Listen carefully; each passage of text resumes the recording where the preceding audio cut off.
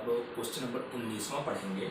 तो H2 अणु मतलब हाइड्रोजन अणु है, उससे एक इलेक्ट्रॉन को निकाल दिया गया। अब गौर करना ध्यान से, H2 अणु का मतलब उसमें हाइड्रोजन के दो परमाणु है।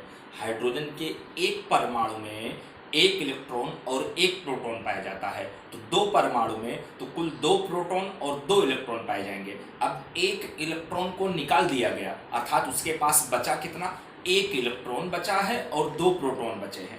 जबकि दो प्रोटॉनों के बीच की दूरी 1.5 एंगस्ट्रॉम सवाल में दिया है, और इलेक्ट्रॉन और प्रोटॉन के बीच की दूरी 1 एंगस्ट्रॉम सवाल में लिखा नहीं है। इलेक्ट्रॉन और प्रोटॉन के बीच की दूरी कितनी होगी, 1 एंगस्ट्रॉम होगी। तब निकाय की विद्युत स्थितिज ऊर्जा ज्ञात करना है। तो H2 अणु में जब एक इलेक्ट्रॉन निकल गया, एक इलेक्ट्रॉन बचा, वो लिख दिया। ये दो प्रोटॉन है, ये और ये। यहाँ पर देखना प्रोटॉन प्रोटॉन और इलेक्ट्रॉन। प्रोटॉन प्रोटॉन के बीच की दूरी 1.5 एंगस्ट्रॉम, जिसको R1 ले लिया, और प्रोटॉन इलेक्ट्रॉन के बीच की दूरी 1 एंगस्ट्रॉम, प्रोटॉन इलेक्ट्रॉन के बीच की दूरी 1 एंगस्ट्रॉम। इस दूरी को R2 ले लिया, इस दूरी को R3 ले लिया। अब निकाय की कुल विद्युत स्थितिज ऊर्जा बराबर इसके कारण से U1 ले लिया, इसके कारण से U2 ले लिया, इसके कारण से U3 ले लिया। ठीक है, तो U1 plus U2 plus U3। यहाँ पर U1 मतलब इन दोनों के कारण से K, इस प्रोटॉन का आवेश E, फिर इस प्रोटॉन का आवेश E बटे दोनों के बीच की दूरी R1, तो वही KEE R1 प्लस, अब इन दोनों के कारण से लेंगे तो K इस प्रोटॉन का आवेश E और इस प्रोटॉन का आवेश minus E, KE minus E बटे R2। फिर उसके लिए इसके कारण से K इस इलेक्ट्रॉन का आवेश माइनस E, इस प्रोटॉन का आवेश plus E, K minus E plus E बटे बीच की दूरी R3। इसको सोल्व करेंगे, KE स्क्वायर बटे R1, ये आपका माइनस KE स्क्वायर बटे R2 हो जाएगा, ये भी माइनस KE स्क्वायर बटे R3 हो जाएगा। KE स्क्वायर कॉमन ले लिया, 1 बटे R1 माइनस 1 बटे R2 माइनस 1 बटे R3। R1 का मान 1.5 एंगस्ट्रॉम, R2 का मान 1 एंगस्ट्रॉम, R3 का भी मान 1 एंगस्ट्रॉम। तो R1 मतलब 1.5 गुणे 10 की घात माइनस 10, और R2 मतलब 1 गुणे 10 की घात माइनस 10, R3 1 गुणे 10 की घात माइनस 10। एंगस्ट्रॉम में मीटर बदलेंगे, 10 की घात माइनस 10 का गुणा करेंगे, 10 की घात माइनस 10 कॉमन ले लिया, तो KE स्क्वायर बटे में 10 की घात माइनस 10, यहाँ 1 बटे 1.5, यहाँ पर माइनस 1 बटे 1 मतलब 1, माइनस 1 बटे 1 मतलब 1। यहाँ पर हल करेंगे KE स्क्वायर बटे 10 की घात माइनस 10, यहाँ 1 बटे 1.5, यहाँ माइनस 1 माइनस 1 माइनस 2। अब यहाँ तिरछा गुणा कर लेंगे, यहाँ KE स्क्वायर बटे में 10 की घात माइनस 10, यहाँ 1.5 दूनी 3, तो 1 माइनस 3 बटे 1.5। अब देखना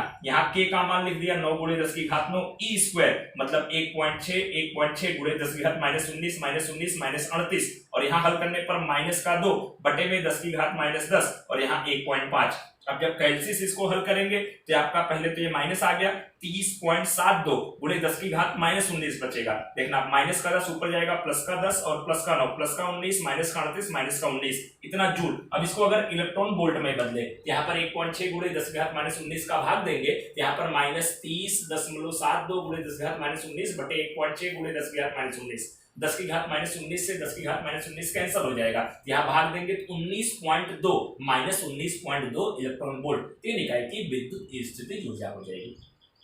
अब यहाँ पर देखना सवाल नंबर 20वां है, दो चालक गोलों को एक तार के द्वारा जोड़ा गया है, तो उनकी सतह पर विद्युत क्षेत्र का अनुपात ज्ञात करना है, जबकि गोलों की त्रिज्याएं A और B है। तो जब दो चालक गोलों को तार के द्वारा जोड़ा जाता है तो वो समांतर क्रम में जुड़ते हैं, और आप लोग जानते हैं समांतर क्रम का विभव एक समान होता है। तो पहले गोले का विभव V1 बराबर दूसरे गोले का विभव V2, तो V बराबर KQ बटे R होता है। तो KQ1 बटे पहले गोले की त्रिज्या A और KQ2 बटे दूसरे गोले की त्रिज्या B, यहाँ K से K कैंसिल हो जाएगा, Q1 बटे A बराबर Q2 बटे B, यहाँ से Q1 बटे Q2 करेंगे तो A बटे B हो जाएगा, समीकरण नंबर 1। अब इनके विद्युत क्षेत्रों का अनुपात ज्ञात करना है, E1 बटे E2, तो E1 मतलब KQ1 बटे R स्क्वायर मतलब A स्क्वायर, और E2 मतलब KQ2 बटे दूसरे गोले की त्रिज्या B स्क्वायर। यहाँ पर देखना ध्यान से, K से K कैंसिल हो जाएगा, Q1 बटे A स्क्वायर गुणे नीचे का ऊपर हो जाएगा B स्क्वायर बटे Q2, इसको इस तरह से लिख सकते हैं Q1 बटे Q2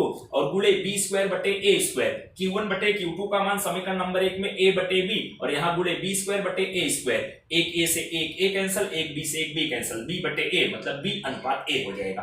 अब क्वेश्चन नंबर आपका 12वां है, कह रहे हैं कि मूल बिंदु पर 8 मिली कूलाम का आवेश रखा गया है, और किसी सूक्ष्म आवेश को बिंदु देखना किसी सूक्ष्म आवेश को बिंदु P जिसका निशान है 0,0,3 सेंटीमीटर से R जिसका निशान है 0,6,9 से बिंदु Q 0,4,0 तक लाने में किया गया कार्य ज्ञात करना है। तो यहाँ पर देखना ध्यान से, यहाँ पर x अक्ष, y अक्ष, z अक्ष बना दिया। जो पहला बिंदु P है 0,0,3 z अक्ष का बिंदु है, फिर इसके बाद जो Q है वो 0,4,0 ये y अक्ष का बिंदु है, और जो तीसरा बिंदु है 0,6,9 ये yz समतल का बिंदु है। इस तरह से बिंदुओं को दर्शा दिया। ठीक है, अब यहां पर गौर करना, बिंदु O पर जो रखा गया आवेश है मूल पिंड पर 8 मिली कूलम का आवेश, तो 8 गुणे 10⁻³ कूलम। अब O से P के बीच की दूरी को OP कहा गया, जिसको R1 कहा गया। यहां से लेकर यहां तक की दूरी 3 सेंटीमीटर, मतलब 3 गुणे 10⁻² मीटर। O से Q के बीच की दूरी जिसको R2 कहा जाएगा, यहां से लेकर यहां तक की दूरी 4 सेंटीमीटर, मतलब 4 गुणे 10⁻² मीटर। और कितने आवेश को P से Q तक लाया जा रहा है? -2 गुणे 10⁻⁹ कूलम आवेश को P से Q तक लाने में किया गया कार्य हमको ज्ञात करना है। ठीक है, तो यहां पर देखना, तो विभवांतर की जो परिभाषा PQ बराबर WPQ बटे आवेश Q हो जाएगा। यहां से W P से Q तक लाने में किया गया कार्य WPQ बराबर Q गुणे VPQ, मतलब P और Q के बीच का विभवांतर, जिसका मतलब अंतिम विभव माइनस प्रारंभिक विभव, तो VQ माइनस VP आपका हो जाएगा। यहाँ Q का Q लिख दिया। अब VQ का मतलब KQ0 जो केंद्र पर आवेश रखा गया है, बटे जो आपका O से Q के बीच की दूरी, उसको मैं R2 लिया हूं, तो वही R2 करके लिख दिया। KQ0 बटे R2, यहाँ माइनस KQ0 बटे यहाँ से लेकर P तक के बीच दूरी R1। अब यहाँ KQ0 कॉमन ले लेंगे और एक Q पहले से बाहर था, KQ0, यहाँ 1/R2 का मान 4 गुणे 10⁻² माइनस 1/R1 का मान 3 गुणे 10⁻²। यहाँ पर KQ0 बटे 10⁻² कॉमन हो जाएगा, 1/4 माइनस 1/3। जब इसको सोल्व करेंगे 3 एकम 3, 4 एकम 4, तो 3 माइनस 4/12, तो वही माइनस 1/12 हो जाएगा। अब मान रखेंगे, ये माइनस आगे लिख लिया। K का मान 9 गुणे 10⁻9, अब Q का मान है -2 गुणे 10⁻9, और Q0 का मान है 8 गुणे 10⁻³ और ये गुणे 1 और बटे में आपका 10⁻² और 12। जब इसको सोल्व करेंगे कैलसी से, तो टोटल आपका सोल्व करने पर कितना आएगा? 12 गुणे 10⁻1 बचेगा, तो एक अंक पे दशमलव लग जाएगा, या 10 से भाग दे देंगे, तो 1.2 जूल। ओके, और इस चैप्टर में जो भी सवाल अतिरिक्त अभ्यास प्रश्न के बचे हैं, वो सब सवाल ज्यादा विशेष जरूरी नहीं है। अगर आवश्यकता होगी तो उन सवालों की चर्चा बाद में कर दूंगा। ये चैप्टर पूरा कंप्लीट है। ओके।